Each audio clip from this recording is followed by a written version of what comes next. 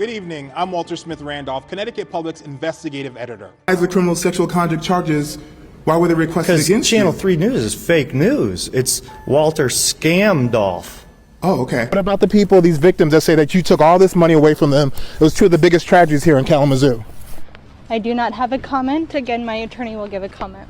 Do you feel sorry? So when you said back in 2015 you wanted 10,000 people out of poverty, 5 years, you didn't mean starting the clock then. You meant you had to get everything up running and then start the clock? Yeah, I mean, it didn't go as fast as I would have liked in terms of starting, but I wasn't in charge. I point out that this was all Lucy's idea. I just wanted to go to Norway.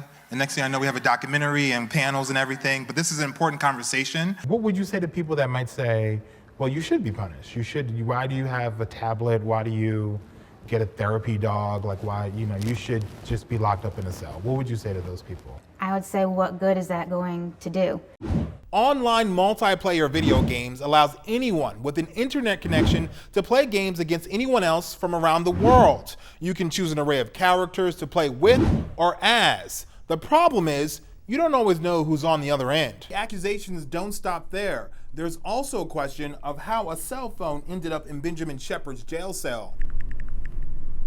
Court documents show Shepard and his new girlfriend, Skylar Austin, were texting, plotting on how to kill the armed robbery victim. Court video shows Shepard's lawyer, Upshaw, felt his life was in danger. Over the past decade, Connecticut has been able to cut its prison population in nearly half.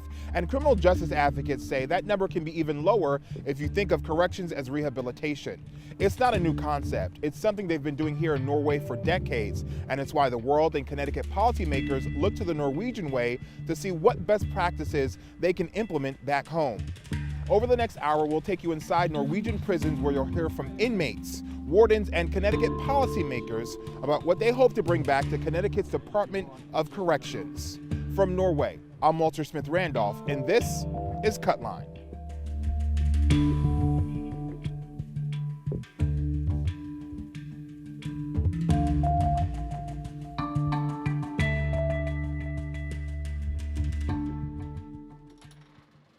When we first met Christopher Dahl, he was inside a tool shed, unsupervised, with access to a hammer, a screwdriver, and a blade. We do maintenance. We do fixing cabinets, paint wall.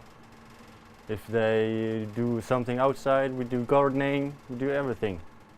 That everything includes making meals for each other, with access to a stove, knives, and other utensils. Dahl can also watch TV and work out with his floor mates. In here, we're pretty much brothers. We do some activities every Monday. We work, we bake cake, make lunch every Friday for each other. So we do different things. You might think this is a dorm, but it's actually a prison. It's the Bergen prison in Norway. Dahl is 27 years old. He's been here for 18 months and has 3 months to go. His sentence was cut short by 9 months for good behavior. When we ask him why he's here, cocaine, crazy life, party, women, so you end up here. And that's all we can tell you about Dahl's criminal history, because Norway has prisoners' rights and the public cannot access someone else's criminal history. Around this unit, you'll see pictures of Dahl rock climbing on the outside. It's one of his favorite activities, and because of his good behavior, he's been taken on rock climbing trips in plain clothes and unshackled. I like to climbing. Use my body and gå utfordre. Challenge myself. This is the drug abuse unit here at the Bergen Men's Prison. There's about 50 inmates who are housed here, and inside you can see they each have their own individual cell. There's a big bright window without any bars, and right on the other side is the prison wall.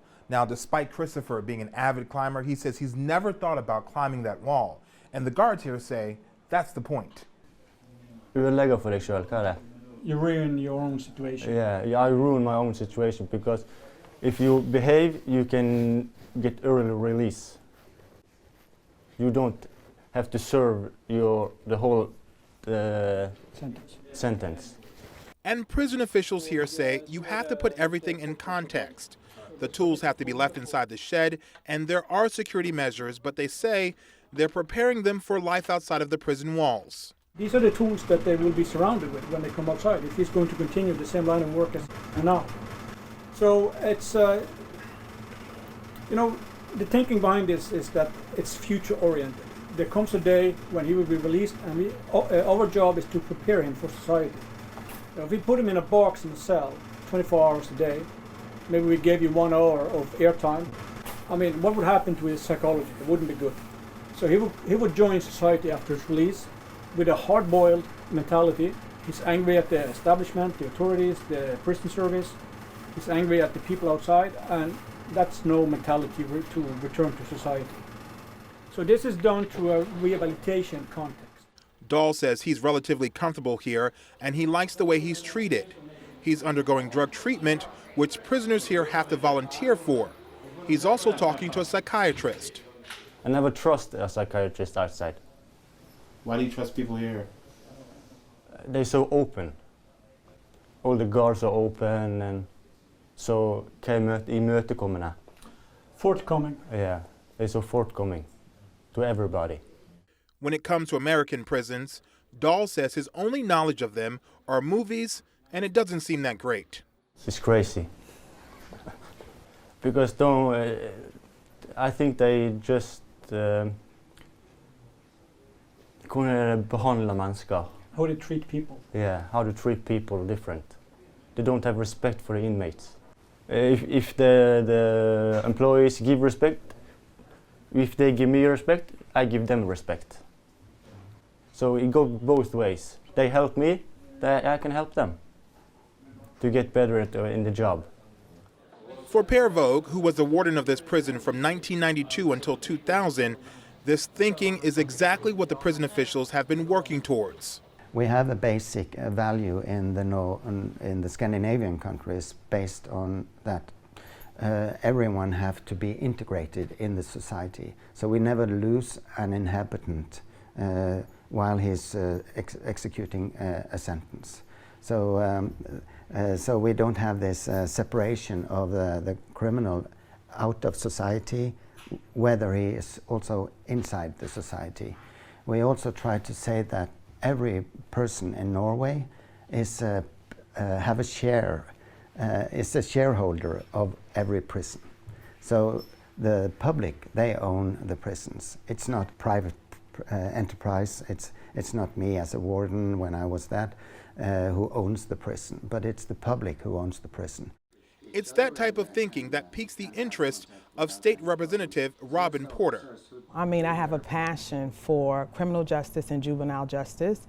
I sit on the Judiciary Committee at the General Assembly, and I've done a lot of work to bring reform, specifically to prisons, juvenile and adult prison. Porter says she wants to see more compassion in Connecticut prisons. It's something she saw firsthand in Norway, which led to an emotional reaction. I was literally brought to tears because as a mother of someone who was formerly incarcerated, I think about what our trajectory would have been as a family, because we did that time with him as well. And they integrate family, they integrate holidays, they allow children to come and visit. I mean, the things that they have access to are totally far from what we do in Connecticut. And it's conducive to everything that we say we want them to be when they come home, right? Productive citizens. But we don't give them the tools, we don't give them the practice. So that's what I find a little contradictory back in Connecticut. Porter and the rest of the group were brought here by the University of Connecticut's Institute for Municipal and Regional Policy. Its director, Andrew Clark, has been researching the European way of corrections for years. He says it's important to have these conversations and show people there's another way. I think there's a false narrative that's shared in the United States, and maybe it's not false, but it's just not fully uncovered, is that Norway has not always been like this. It was very punitive in the 80s. In the 90s, they were facing prison overcrowding. They had an inflection point as well, and they chose, guided by international standards and best practices, to go the route that they're going. So I think that's an important North Star for us to understand, like, how can we change? Clark says Connecticut has led the way in reducing its prison population. He notes other states like California, Wisconsin, and Pennsylvania are trying to do the same. but from the vantage point of correctional officer health. They recognize the high number of suicides, the high number of substance abuse issues when you're in an adversarial situation, when there's constant tension in your workforce. What we've learned here is there's no tension in the workforce. The inmates, the incarcerated individuals and staff actually do things together. They see themselves in partnership in creating better neighbors. And so, looking at it from that vantage point, I think is very important in terms of changing things here. And there are states that are doing that, and we can learn from what they've experienced. Connecticut has made a number of changes to the prison system already. Clark says that started with the passage of Public Act 04-234 back in 2004. The Justice Reinvestment Initiative essentially created a strategy or a framework for change. It said corrections is the most expensive thing that we do in the state. If we can lower our corrections population and therefore its budget, by implementing best practices and achieving safety, and then reinvesting in the communities where people most come from, then we will see a dramatic change in that curve and a curve downward, so that we will see our prison population decline. And so there has been a series of legislation and initiatives over the years, the creation of the Sentencing Commission, the Undersecretary position in OPM for Criminal Justice Policy and Planning. The criminal justice system is not technically a system in Connecticut. It's a series of agencies that may or may not collaborate with each other. And so that creation of that one position was extremely important for creating a system that was holding itself accountable to those standards. But Clark and Porter hope this trip leads to more collaboration in Connecticut. And Dahl's experience shows that collaboration could be extremely beneficial for everyone involved.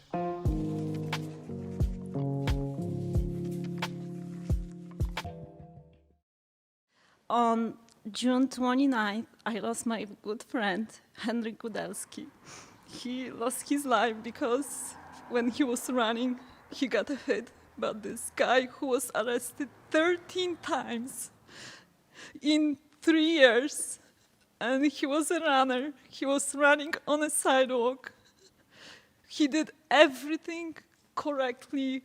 It was the crash that shook the state. 53-year-old Henryk Kudelski was jogging on a New Britain sidewalk training for his 41st marathon when an out-of-control vehicle jumped the curb and slammed into him, taking his life. It was probably one of the hardest things to see in a career of law enforcement. It's hard to watch, it's hard to see, and it's preventable. And I think that's the issue. It's completely preventable, and it happened. Police say 17-year-old Luis Pagan Gonzalez was behind the wheel of a stolen Audi when he hit Kudelski. The teenager had been released from juvenile detention 2 weeks prior after being arrested 13 times. I want to answer. I really do want to answer why this guy who killed my friend was on the street, was still not in jail, and killed my friend. Why? You know, if the juvenile justice system did like it promises it does, is to deter these behaviors, change these behaviors, get these juveniles who are, misbehaving on a right path, this wouldn't have happened. Unfortunately, it happened, and there was a pattern, and everybody can see it coming. Pagan Gonzalez has pleaded not guilty. It struck to the core, and it was very difficult to hear that. It was difficult to process, and it just really, I guess, to a lot of people, just shine a light of that we have a serious problem with our juvenile crime. The crash happened at the same time Connecticut saw a small rise in motor vehicle thefts, which thrust juvenile crime and violent car thefts into the political spotlight. The current system is failing. You don't have to tell me. I know better than anyone else our justice system is broken when it comes to juveniles. In New Britain's case, somebody is now dead because of it. Something has got to give. Something's got to change. After months of debate, Connecticut's solution was a so-called crime bill that's aimed at addressing the concerns of juvenile crime. The new law allows GPS monitoring of repeat juvenile offenders, provides therapy, mentoring, and other services pre-conviction and requires arraignment within 5 days. But both Republicans and Democrats aren't completely satisfied with the new law. They say it's reactionary and doesn't address the heart of the matter. Although I'm standing as a proponent of the bill, I don't think there's a victory here today. I think that we have gotten here because of a conversation that people engaged in before they knew the facts on the ground. And I really do believe that if we just chip away little by little at the situation regarding law and order and juvenile justice after crimes occur, that we're never going to really make the strides in making our state safer and more prosperous and better for our young people in particular. When we look at juveniles, you get arrested the first time, guaranteed nothing's going to happen unless it's something that shocks the conscience. And that goes for the second, third, fourth, fifth, 12th. We say second chance, but in the state of Connecticut, it's the 30th chance, the 40th chance. At what point do we break this cycle? And some youth advocates like Christina Quaranta are also not happy with the bill. She says the bill provides a quicker route to incarceration, and that starts with GPS monitoring. More ways to lock up young people, to make it easier to bring someone into detention, to hold them longer, and sort of changing some of the mechanisms that exist to hold someone in an adult prison as well, which we know doesn't improve public safety.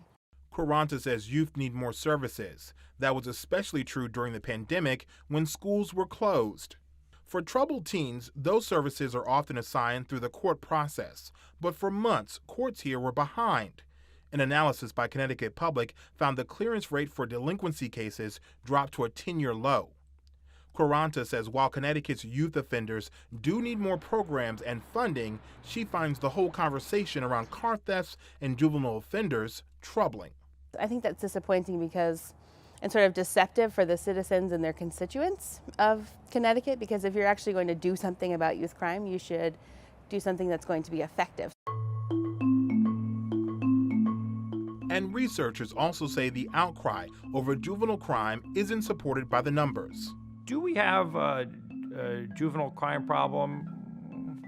Not really. I mean, certainly not in historical context. Are there juveniles out there committing crimes? Yes. Is there a system in place to try and deal with those juveniles? Yes. Is juvenile crime significantly worse today than it was 10 and 20 years ago? No, in fact, actually, it's better. Ken Barone is Associate Director of the Institute for Municipal and Regional Policy at the University of Connecticut. He says motor vehicle thefts in particular are near historic lows. Motor vehicle thefts really peaked in Connecticut in the 1990s. Through the 1990s, we averaged about 19,000 car thefts every year. In the past decade, we've averaged anywhere between 6,000 and 8,000 car thefts a year, so a far cry from the motor vehicle thefts of the 90s. Barone says the crime garners more attention today because it's largely shifted into the suburbs. The problem was pretty isolated to our major urban cores, right? It was Bridgeport, it was Hartford, it was New Haven, it was Waterbury, it was Stamford, but the problem of auto thefts has shifted into more suburban communities. You would have communities, small, again, suburban communities that might have historically experienced 5, 6, 7 car thefts a year, and now all of a sudden they were experiencing 25 car thefts in a year. Despite this, Police Chief Shute says it's undeniable that some teens are staying on the wrong path, and he says that won't change. Our stance is not that we need to lock up all of the juveniles. We need a holistic approach to these repeat offenders. I think we definitely need the deterrence factor. We definitely need the courts to take a stronger look at some of these cases. We need the laws to be a little bit stricter, but we also need those services to get that offender to change their behaviors. That's the ultimate goal. Change their behaviors, get them on a path of leading a productive life. But we need that holistic approach.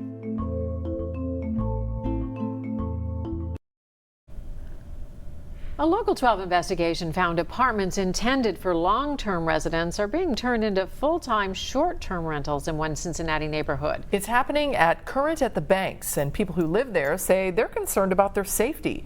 And city council members question if the move's even legal. Here's Walter Smith Randolph. Current at the Banks, next to Great American Ballpark, was built with long-term residents in mind. Barbara Smurder is one of the original residents. She's lived here for 7 years. I didn't move here to live in a hotel, and that's what I feel like I'm living here now. Longtime resident Scott Hickman feels the same way. Because I don't know who I'm passing walking down the hallway. If it's someone that lives here, obviously I know that they're not just a random person who you don't know their background. Like the people that live here it's a community. But anyone can be a part of the Current community, as long as you have an ID and a credit card. Now we don't know who's coming in and out of our building, and it's kind of scary. I mean, it's crazy. Scott pays $1,700 a month for his apartment, but when we rented an apartment here for one night, it only cost us $200. Well, if they can get it for $200, why aren't they staying at a hotel? Our listing for a 2-bedroom apartment was posted by a host supposedly named Hannah Ewing, who claims to be a Cincinnati native. But Hannah's picture is a picture of a model named Jessica Clements. This 2017 Boston Globe article says Jessica is actually from Massachusetts.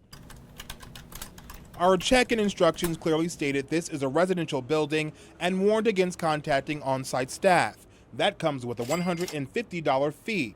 But next to the Current on the Bank's name is a new name, The Guild, which advertises itself as a boutique hotel.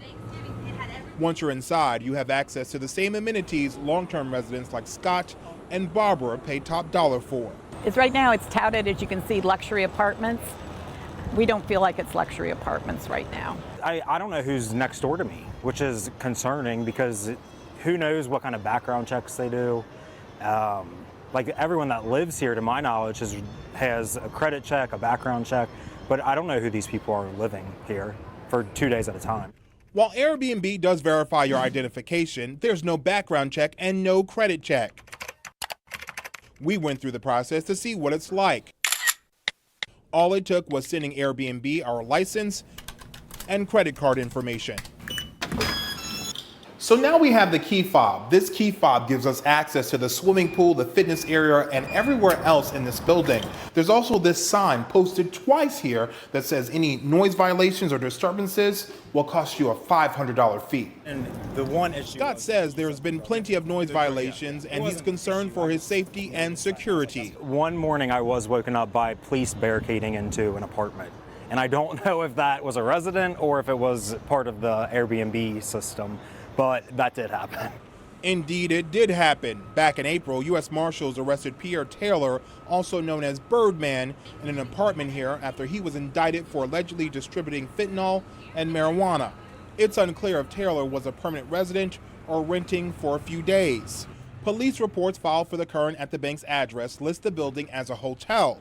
Cincinnati City Council member David Mann has worked on legislation to regulate these rentals. When you're renting a unit regularly, it starts to become like a hotel. We want to make sure that it's safe. And thirdly, there was some concern in some neighborhoods that units that were available for permanent housing were being converted to daily turnover and taking away from our housing stock. Mann also co-sponsored this city council motion to investigate the legality of Current at the Banks converting 70 units to short-term rentals. The motion also asked the city administration if Current at the Banks should pay a hotel tax. Mann points out the bank's developer received public support in the form of a 15-year tax abatement worth $12.9 million. And we gave that public support because we expected to have residential units in an area that we want to attract additional residents. If some of those units are being used for overnight rental and we're getting a lot of transient traffic, that's very different than what we expected to achieve with our tax dollars. It's also not what Scott and Barbara expected when they signed their lease. So now they both plan on finding a new place to live. The apartment rentals and the Airbnb, among other reasons. We just want our safety. I just want to be secure. I want to be happy. We want something that's acting like a hotel to be regulated like a hotel. Walter Smith Randolph, Local 12 News. And we reached out to the Guild and Village Green, the management company for Current at the Banks. A representative said the Guild, the management company, and the investment company were all unavailable for comment.